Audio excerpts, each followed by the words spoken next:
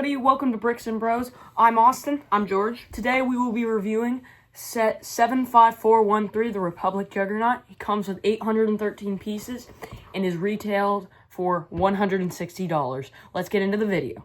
Here we have the box of the set. It comes with 5 minifigures and 3 droids, and the tank itself, of course. So, the minifigures are Ki-Adi-Mundi, Commander Bacara, 3 Galactic Marines, and 3 B-1 battle droids.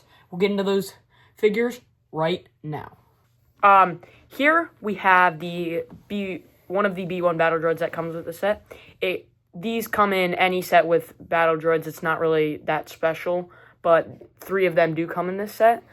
And right here we have one of the Galactic Marines, and the Galactic Marines don't have arm printing, but they have a really nice dual molded helmet with a standard clone face underneath. And they also have a backpack and some good printing. Here's the 3D, full around. Why won't it focus? That's kind of funny. But here we have Commander Bacara. He has, again, no arm printing on the sides here, but a good print and a kind of chunky helmet, in my opinion. Here's a look, and a regular clone head. The only downside is I would like a real, instead of just printed real cloth pauldrons and waistcapes. Same with the Marine. I think they kind of look a bit not bulky enough without their waistcapes and commas. And here we have Ki-Adi-Mundi. He has the piece to extend his head, make it bigger, to get the look you had in the films. And then he comes with his blue lightsaber and some nice printing. Again, no arm printing. That seems to be a certain theme on this set. But right now, we can get into the build with George. Here is the Republic Juggernaut. Okay, so the Republic Juggernaut has many ways that you can open it to get access to the interior. Take off the top.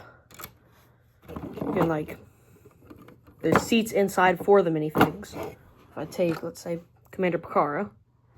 Oh no, I can't get him inside, because my fingers don't bend like that. You take off the top, just sit him in. Ta-da! And then it's all easy to close back up. All easy like that. The back is a bit more challenging to get into, because this is the only way you can access it. Or you could just, if you don't care that much, just pop off the side. It's easy smeezy. And then you can just easily pop that back on, close that back up, ready to roll. But wait, you can't let it go without going over the weaponry and other fun things that this thing can do. So, the weaponry are this cannon here, this cannon here, and also the rear-facing cannon at the back. With a minifig, you can put the minifig there. I know it's backwards. They can go on the watchtower and, look around. He's not looking around. Oh, well. And then you can also have a guy sitting back here using the cannon. The pros and cons of this set are that it is very fragile, and you're not supposed to grab it from here. I'll break it. I'll rip off this entire top piece, because it's not heavily connected. There's no good connections. A better way to hold it would be from the front and the back. Just lift it up, because this bottom has many technic joints holding it all together. So that would be a more preferred way of carrying it. So yeah, this set is not very comparable to its counterparts. One, because it has brick-built wheels instead of the the molded wheels, which were one piece, much easier to build, because these wheels get really repetitive after building 10.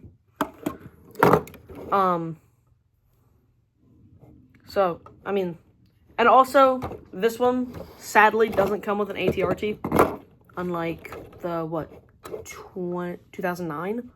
2010. 2010. It doesn't come with an ATRT. There's just not enough room. The details on this are still fairly good. They have many brick-built details. The sticker count is actually really nice. There's not very many. Matter of fact, it actually has less stickers than this Ferrari polybag. So, and this Ferrari polybag has like 13, so. This only has, what, 5 stickers? I think 5 stickers. Yeah, 5 stickers. Sorry, I'm not supposed to be in the shot, whatever. Our views don't care, right? You don't care. Good. Yeah. The pros of this set are the, like, separate, suspension systems. So that, like, let me roll over your hand, Austin. So that, like, not all wheels are independent. It's independent suspension system.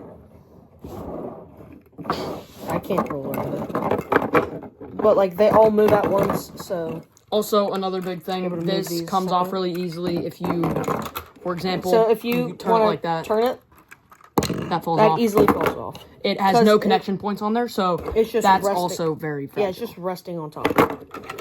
Just a quick note. But not yet. We can't let it go without showing the weaponry and the pros and cons.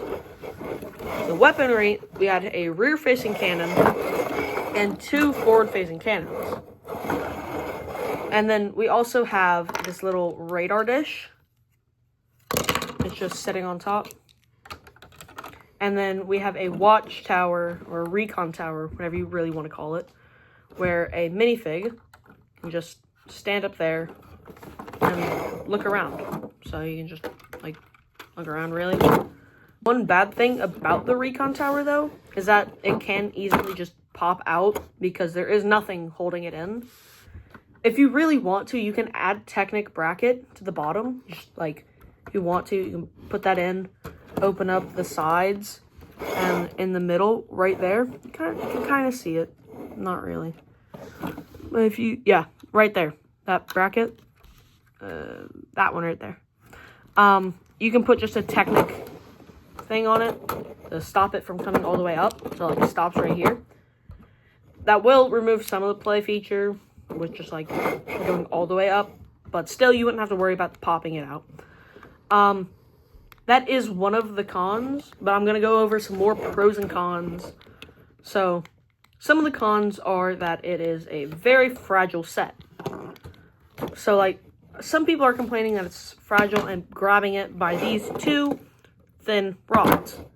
You're not supposed to do that because it's a fairly heavy set. I would recommend grabbing it from probably each end, or just, like, grabbing it in the center. Still isn't a great idea, but, like, as you can tell, if you have a decent grip and my fingers are long, you can, like, get them all the way around. So yeah, that is one of the cons. But a pro is the detail of this set. It's very detailed. They literally used wands, like wands from Harry Potter, in this set as, like, I don't even know what these are. It's a detail, though, so I like it. They use, yeah. I mean, it's just a very detailed set.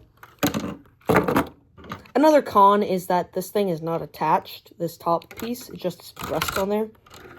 And also, you gotta make sure you put it in right. Now, one more con is that it's a super fragile set. So as you can see, a better example is up front right here. So, if you look right there, there's one piece holding, like, this entire front piece together. So, yeah, it's a bit fragile. And then, as you can see while I was showing you that, the top antenna fell off. Some, like, and then this piece at the top, you push that down, this entire, it bends entirely.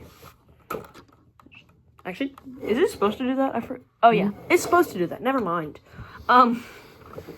But one pro, Austin, lay your hand down. Actually, I'll just lay my hand down. No, I got mine. Okay. It has an independent suspension system for each wheel, so they can each move independently. So as seen in episode 3, you can easily roll over terrain and yada yada. So, yeah, that's really it. Wait a minute. I have 2 more things that I need to say about this. It is much smaller compared to its predecessors from 2010 and 2005, with its smaller body, and it also has brick-built wheels that do get very repetitive after, well, building 10 of them, because there's 5. It's smaller and has less stuff, as can be seen with no ATRT anywhere. And it also, in this entire back area, that's all the room in there. And yeah, goes again with the fragile part. The only way to really get your fingers in there, if you have big fingers, you can just pop off the side. There's one not fragile part. And then really, there's not much room in there because of just like supports in bad places.